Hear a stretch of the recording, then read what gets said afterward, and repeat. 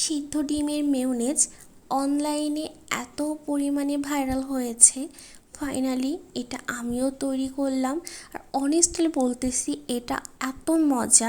এটি তৈরি করার জন্য আমি নিয়ে নিয়েছি একটি ডিম সিদ্ধ করে, আর এর মধ্যে আমি 2 টেবিল চামচ চিনি নিয়ে নিয়েছি এবং 1 টেবিল চামচ গুঁড়া দুধ। আপনারা যেমন মিষ্টি পছন্দ করেন তেমন অ্যাড করে নিতে পারেন।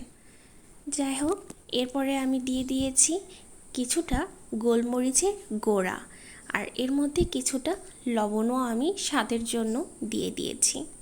এরপর এখানে আমি সয়াবিন তেল কিছুটা অ্যাড করে দিয়েছি। আপনারা চাইলে এখানে অলিভ অয়েল ইউজ করতে পারেন। আর তারপর কিছুটা লেবু আমি দিয়ে দিয়েছি, যাতে মেয়োনেজটা কিছুদিন ঘরে রাখা যায়। এরপর এটি আমি কিছুক্ষণ ব্লেন্ড করে নিয়েছি। ব্লেন্ড করে নেওয়ার পর আমি কিছুটা পানি অ্যাড করে দিয়েছি, তারপর আবার কিছুক্ষণ ব্লেন্ড করে নিলাম। আপনারা চাইলে এই মেয়োনেজটা ঘরে একটি ডিম দিয়ে তৈরি করে দেখতে পারেন। আমার কাছে কাঁচা ডিমের মেয়োনেজের থেকে এই সিদ্ধ ডিমের মেয়োনেজটাই অনেক বেশি ভালো লেগেছে।